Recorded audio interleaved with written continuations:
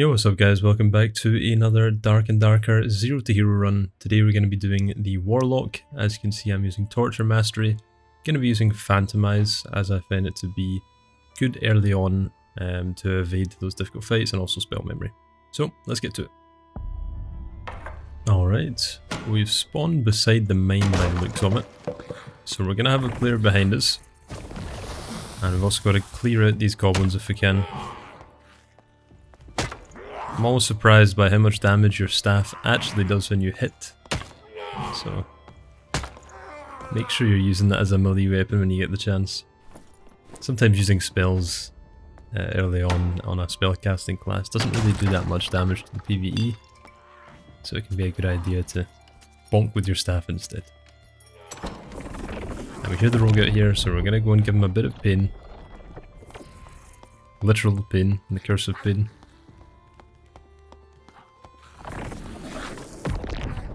And he's just doing rogue things. We could chase him. It's gonna be a bit awkward. He's got a lot of aggro on him, so...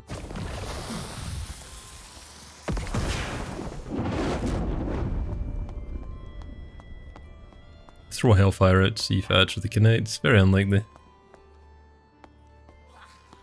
Looks like he's gone invisible, as the goblins seem to have de-aggroed.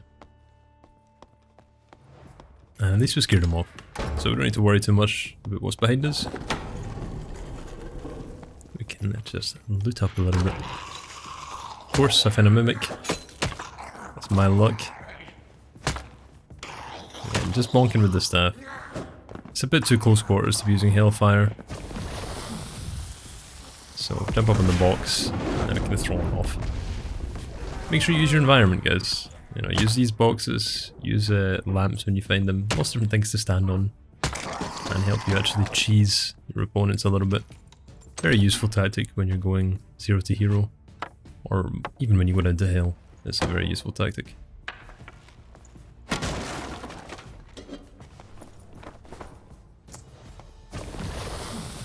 Found a Shadow Mask there. Don't know why I didn't equip it. I must have forgot the fact that I was playing Warlock. I believe that would have given me a very nice +1 to all attributes.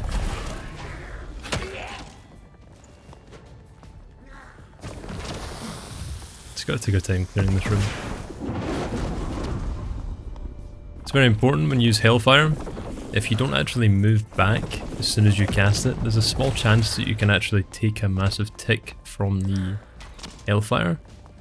And it's going to do a lot of damage to you.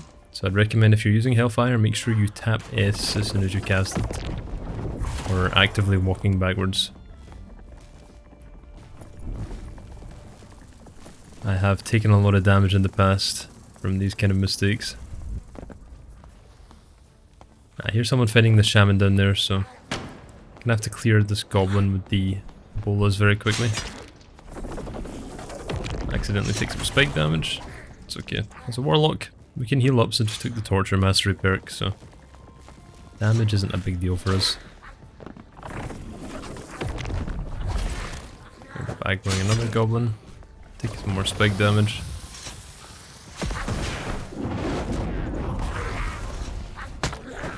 I also have that Shrine of Health back there, so again, not too worried about damage.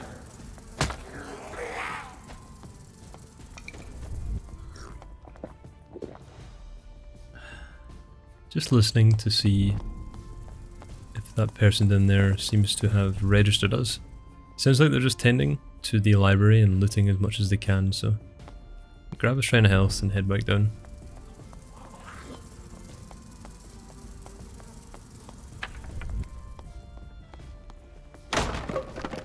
Bash it open. Sounds to me like a warlock. Looks like whoever was there just died.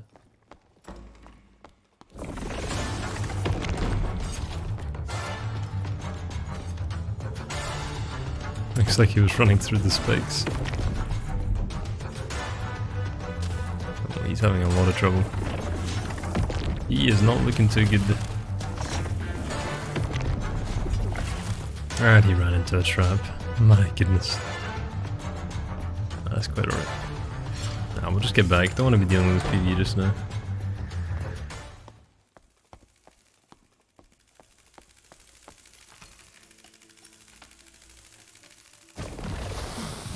Can use Hellfire to bash down the door and also hopefully kill the beetles, or at least get them very low.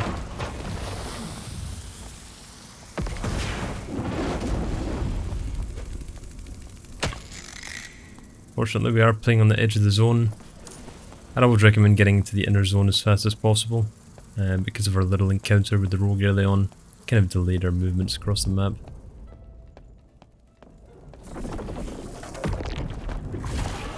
So we're constantly trying to catch up in this run.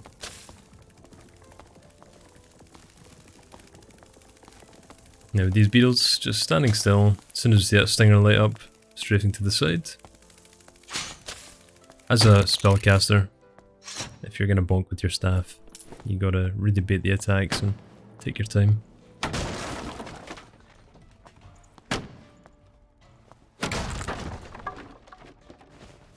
Get a cultist hood and a shadow mask, it's very nice.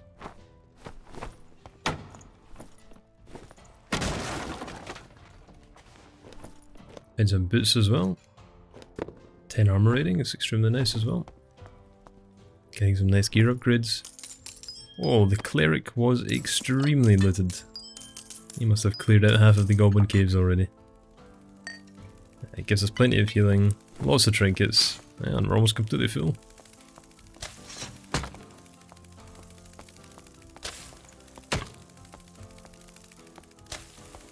Just baiting the beetle. Take our time. Never any rush. Do you hear an escape portal pop up?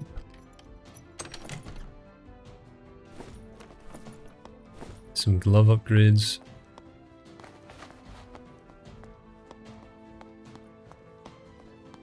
Thinking about the best path to take here. I do hear someone ahead, so I want to be a little bit careful, get ourselves in tip-top condition before we head through.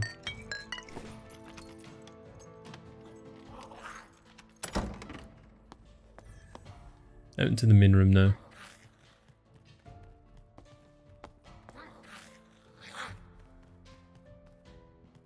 Giving a little friendly bob before he extracts himself.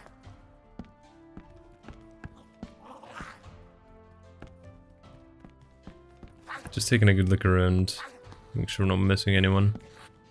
There's a lot of sneaky places to hide in this room, so I've got to give it a couple of takes.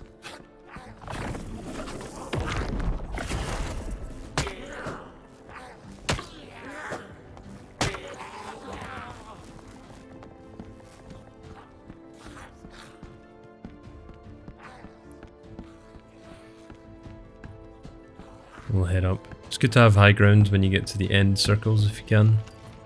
It allows you to look around for exit portals and not have to run around too much.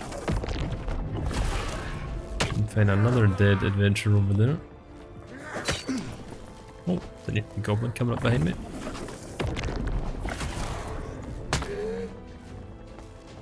Yeah, loving the lifesteal build in the Warlock. It's super nice.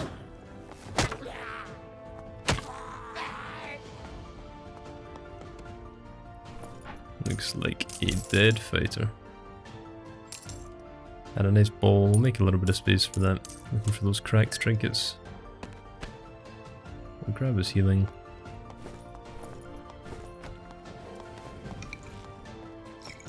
And yeah, at this point, we've not really had to do much PvP.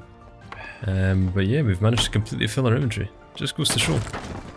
You really don't need to be PvPing too much in the Goblin Caves to actually make a lot of money. It is possible to avoid it. A lot of the time just pressuring people into unfortunate spots like I did with that cleric, you know, forcing them into that big room is enough to cause them to make mistakes. So yeah, a bit of a lackluster run when it came to PvP, but we got a lot of gear upgrades and we also made a lot of money. Looks like we were the last one in the Goblin Caves. Let's take a look and see how much I made at the collector. Now, I'd recommend after you've completed your first run as a Warlock, you should invest maybe another 20 to 50 gold into the Alchemist and see if you can buy yourself a spellbook. Ah, look at that crazy amount of gold for a 0 to hero run. That is a lot of money. Just over 200 gold altogether. And we got some lovely gear upgrades as well. Looking strong for our next run. And yeah, hope you enjoyed, guys. Make sure you buy that spellbook, and I'll see you in the next one.